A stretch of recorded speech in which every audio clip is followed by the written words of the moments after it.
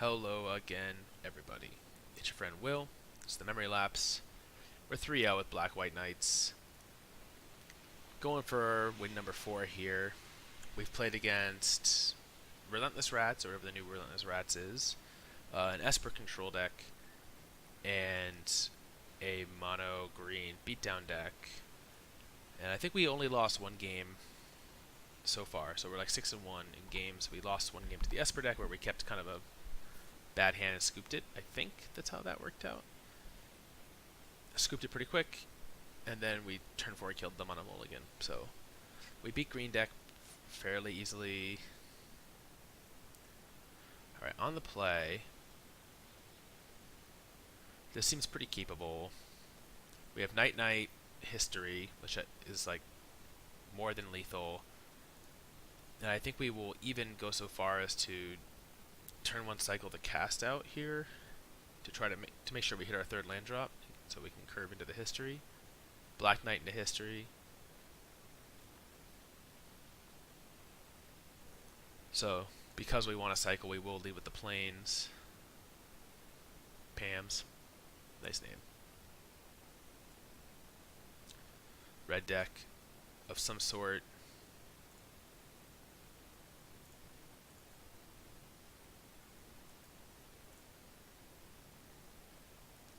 Plenty more where that came from.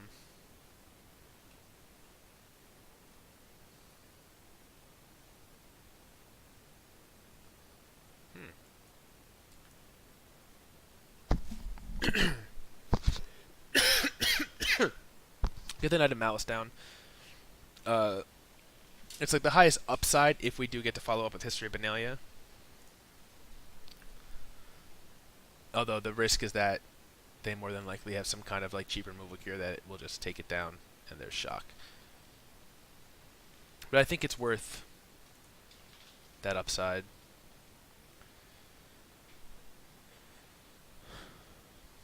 Okay. So shocks make me think they might be just a mono red list, or like the lower to the ground, more mono red build. So Lyra will be good if we get there. We need to draw more lands. Pretty good that we opted to cycle that first turn to maximize our chances of hitting land here. I don't know. Oh, another light. Okay. I think we're happy trading 1-for-1 with them because we have effects like History of Benalia. We have Ajani to bring back creatures. We haven't gotten to use the -2 effect on Ajani yet because the only targets have been Walking Ballistas in our previous rounds, and bringing that back into play doesn't exactly work. So if we miss land, at least we have a cast down here, and we're just going to go ahead and use it. I don't want to play Walking Ballista for 1 in case they have another.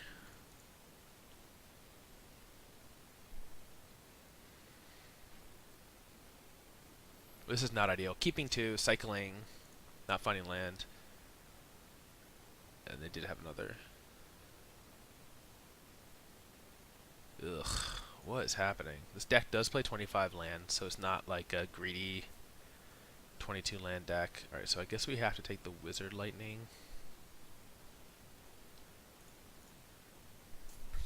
They're more or less out of cards, so if we can... I mean, they might just play land and Flame of Keld and discard whatever the random thing is here. Or this could be a 3 or less cost spell that they get to play. But I have a feeling we're going to see the Flame of Keld here. Wow, okay, Hazoret's nice. I think we would have absolutely stomped this game if we had hit a 3rd land drop.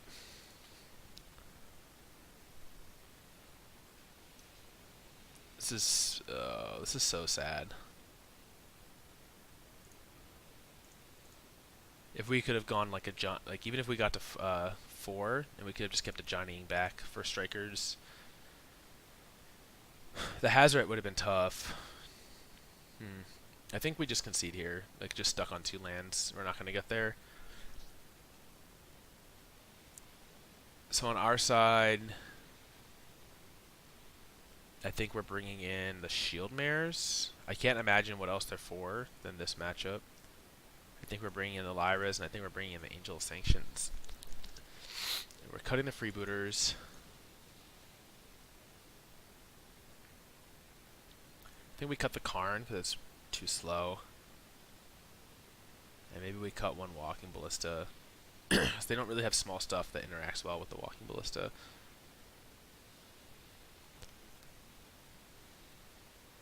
I wonder if we're supposed to bring in Binding here.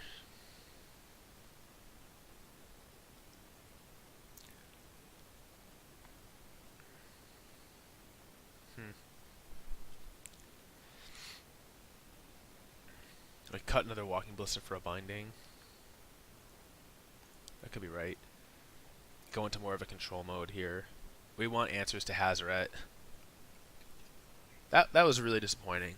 That hand looked so solid.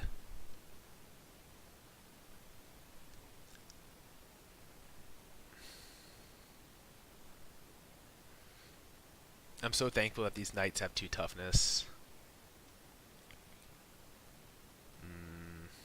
I think we have to keep. It's awkward that we don't have double white. I just have to assume we're going to get there, though.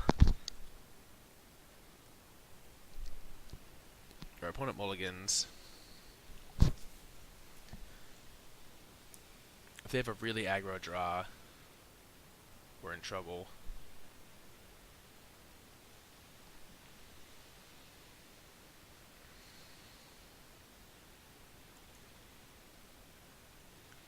We do get to run Shield Mare into Shield Mare.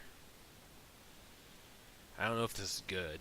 I mean, to be honest, I'm not really sure why this is there, but I didn't want to mess with the list until I had played with it at least. Cool, so we have Fatal Push.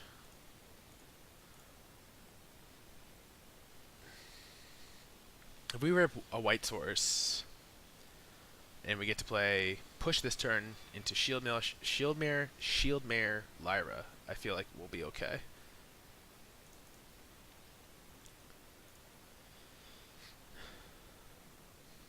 And I don't feel bad just pushing this.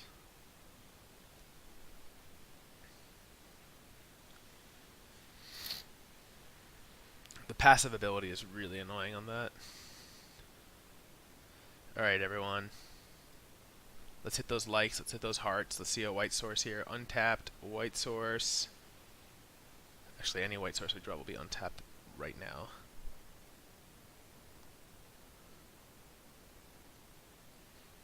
That's not it! Team! We didn't get it. Alright, we still have another turn. But now Concealed Courtyard is not an out. It's an out to getting Lyra on board, but it's not an out to playing a Shield Mare.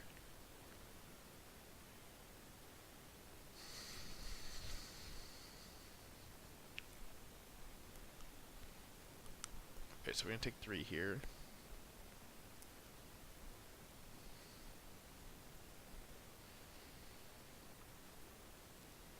Our opponent's taking their time with their red deck.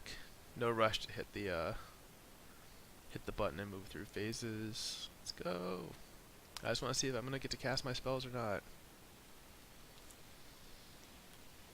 Interesting that they didn't play that first main. So they're on the hyper aggro red deck plan here. I respect it.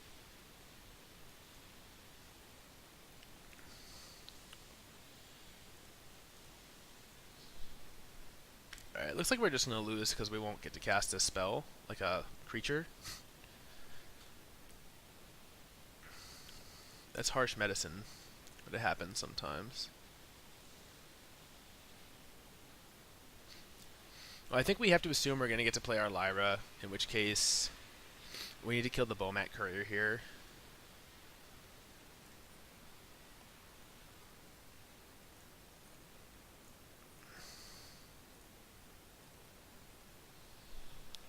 I want to reduce the chances of them being able to come back or beat us if we play Lyra next turn. And I think the way to do that is to deny them any cards under Bowmat Courier. And we take 5 here. I hope they don't just Chandra us or something. Man, what if we had just curved Shield Mare into Lyra here?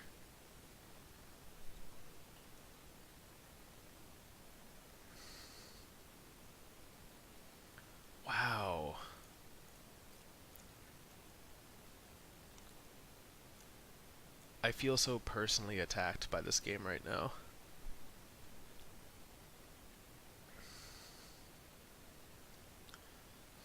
I guess the upside to this here is that they're likely the last few cards they're holding on to is like some kind of removal, and they would need to cobble together 2 pieces of removal to take out a Lyra. So if this induces them to use one here, an Upbraid or a Magma Spray or a Shock to take out this Knight, and that's one less piece they have to solve an eventual Lyra.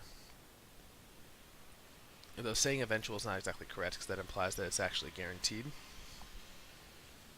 Kept 4, and we're missing land drops. I don't think this is a mulligan though. I think this hand is exactly the type of hand that we keep to win, especially a build like this that's playing like these Pyromancers. Like, they just get completely deaded by these Shield Mares, and they're gaining us life in the process, and if they want to clear them away, we're getting more life. This card definitely seems good here.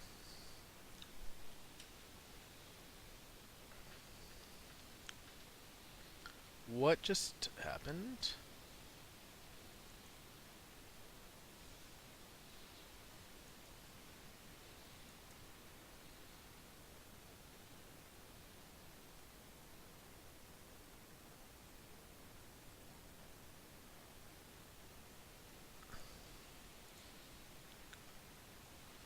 It looks like they lightning struck our Knight.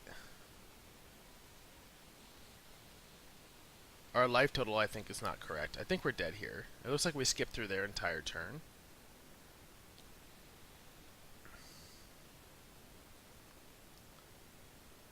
I'm assuming we're dead right now. Yeah, there it goes. Okay, that was weird. Well, that's super unfortunate. We didn't get to keep cast pretty much any of the spells that we kept in that hand, but you know, I guess that's kind of what we get for playing a deck that has like a lot of double white and double black. Well, that was like a really weird little graphical glitch that we got though. But I think our lands, like, so we have 4.